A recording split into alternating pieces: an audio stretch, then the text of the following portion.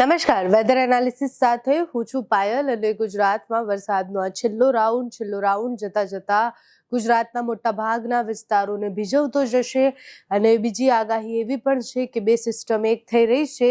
પહેલા હવામાન વિભાગે જે સેટેલાઇટ મેપ આપ્યો છે એ મેપમાં સમજીએ કે અત્યારે વાદળો ક્યાં સૌથી વધારે છે। તો તમે જુઓ કે અહીંયા એ સિસ્ટમ છે, અહીંયા પણ એક સિસ્ટમ ટ્રફ નાનું બની રહ્યું છે અને આ આખો જે વિસ્તાર છે અહીંયા ખૂબ વાદળો છે, એટલે આપણને આ બંને સિસ્ટમ જે છે એની થોડી થોડી અસર થવાની છે। બંને સિસ્ટમ ભેગી થશે એટલે એવું કહેવાય કે મધ્ય ગુજરાતમાં ખૂબ વરસાદ પડી શકે તેવી સંભાવનાઓ છે અને બંને સિસ્ટમો ભેગી થશે ત્યારે ગુજરાતમાં વરસાદનો છેલ્લો રાઉન્ડ 3 દિવસ એટલે કે 26, 27, 28 તારીખ સુધીમાં ગુજરાતમાં ખૂબ વધારે વરસાદ પડે તેવી આગાહી હવામાન વિભાગ દ્વારા કરવામાં આવી હતી।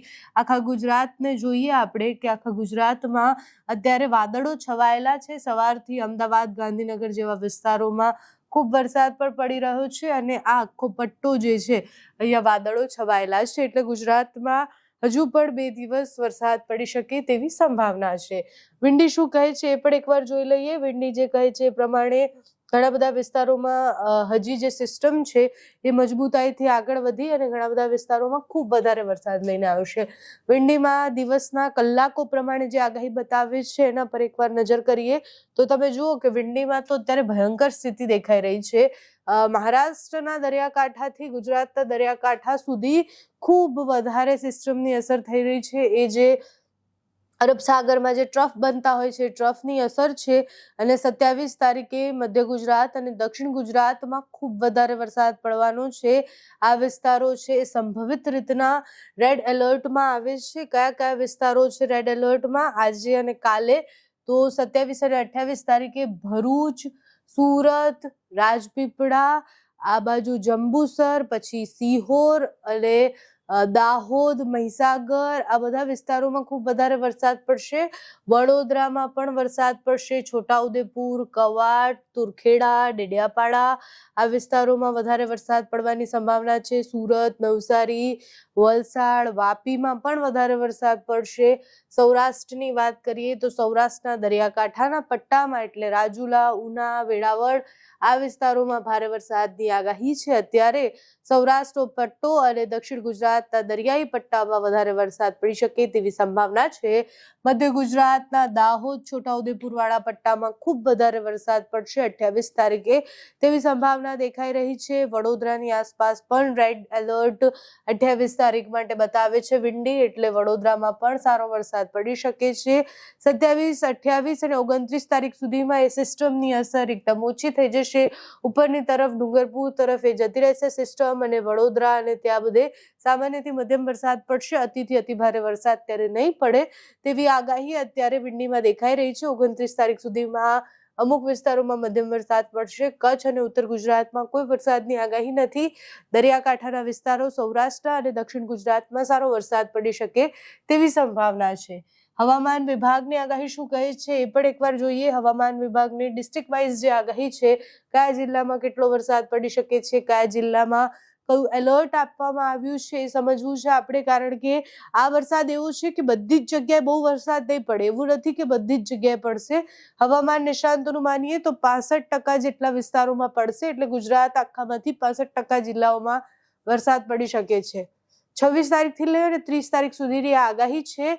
બનાસકાંઠા, પાટણ અને મહેસાણામાં 26, 27, 28 અને 29 તારીખ સુધી વરસાદ છે અને સાબરકાંઠા, ગાંધીનગરમાં 29 તારીખ અને 30 તારીખ સુધી વરસાદ છે। એટલે સાબરકાંઠામાં અને ગાંધીનગરમાં 26 થી 30 તારીખ વરસાદ છે। અમરેલી, ખેડામાં પણ 26 થી 30 તારીખ વરસાદ છે, સામાન્યથી મધ્યમ વરસાદ। અમદાવાદ, આણંદ અને બરોડામાં ભારે વરસાદ ગઈકાલે હતો અને આજે બરોડામાં ભારે વરસાદ પડી શકે છે। પંચમહાલમાં, દાહોદમાં પણ આજે યલો એલર્ટ આપવામાં આવ્યું છે હવામાન વિભાગનું। છોટાઉદેપુર અને નર્મદામાં ગઈકાલે ભારે વરસાદ હતો. આજે ઓરેન્જ એલર્ટ આપવામાં આવ્યું છે. Very to very heavy rain ત્યાં થવાની સંભાવના છે. ભરૂચમાં પણ ભારે વરસાદ પડશે, સુરતમાં પણ આજે ભારે વરસાદ પડશે, ડાંગમાં પણ આજે ભારે વરસાદ પડવાનો છે, નવસારીમાં ભારે વરસાદ આજે અને કાલે 2 દિવસ નવસારીમાં ભારે વરસાદ પડવાની સંભાવના છે. વલસાડમાં ગઈકાલે એક્સ્ટ્રીમ હેવી રેન હતો એટલે ખૂબ વધારે રેડ એલર્ટ હતું. આજે હેવી રેન છે, ઓરેન્જ એલર્ટ છે અને પછી યલો એલર્ટ છે. તાપીમાં આજે વરસાદ ભારે પડવાની સંભાવના છે. દાદરા નગર હવેલી અને દમણમાં પણ ઓરેન્જ એલર્ટ છે એટલે ત્યાં પણ ખૂબ વધારે વરસાદ પડી શકે છે. સૌરાષ્ટ્ર પર આવીએ તો સુરેન્દ્રનગર, રાજકોટ, જામનગર અને પોરબંદરમાં સામાન્યથી મધ્યમ વરસાદ, છૂટો છવાયો વરસાદ પડી શકે છે. અમરેલીમાં ભારે વરસાદ, ભાવનગરમાં ભારે વરસાદ પડશે, મોરબીમાં પણ ભારે વરસાદ પડવાની સંભાવનાઓ ઓછી છે પણ અમુક જગ્યાએ પડી શકે તેવી સંભાવના છે. દેવભૂમિ દ્વારકામાં સામાન્ય વરસાદ અને સોમનાથમાં આજે ભારે વરસાદ પડી શકે છે. ગીર સોમનાથમાં, બાકી બોટાદ, કચ્છ અને દીવમાં ક્યાંય ભારે વરસાદની આગાહી નથી. બધી જગ્યાએ સામાન્ય છૂટો છવાયો વરસાદ પડી શકે તેવી સંભાવનાઓ દેખાય છે. આ વરસાદ પૂરો થશે એટલે ચોમાસું પતી ગયું એવું નથી. ચોમાસાના વિદાયને હજી ઘણો સમય બાકી છે એટલે આ છેલ્લો રાઉન્ડ છે પણ ગુજરાતમાં ઘણા બધા વિસ્તારોમાં હજુ પણ સામાન્યથી મધ્યમ વરસાદ પડી શકે. ઉપર જે વાદળો હોય છે એ વાદળો ભેજવાળા હોય છે અને ભેજવાળા વાદળો જ્યારે વરસાદ પાડશે તો એ સામાન્ય મધ્યમ છૂટો છવાયો વરસાદ હશે. કોઈ સિસ્ટમના કારણે બનેલો વરસાદ નહીં હોય, એ ભેજના કારણે પડેલો વરસાદ હશે એટલે ગુજરાતમાં હજી ઓક્ટોબરની શરૂઆતમાં પણ વરસાદ પડી શકે તેવી સંભાવનાઓ છે. હવામાન વિભાગ, હવામાન નિષ્ણાંત તમારા સુધી જે પણ માહિતી પહોંચાડશે અમે તમારા સુધી પહોંચાડતા રહીશું. અત્યારે આ વિડીયોમાં બસ આટલું જ. જો તમે અમને યુટ્યુબ પર જોઈ રહ્યા હોય તો સબસ્ક્રાઇબ કરજો, ફેસબુક પર જોઈ રહ્યા હોય તો ફોલો કરજો, અમારા વિડીયોને લાઈક અને શેર કરજો.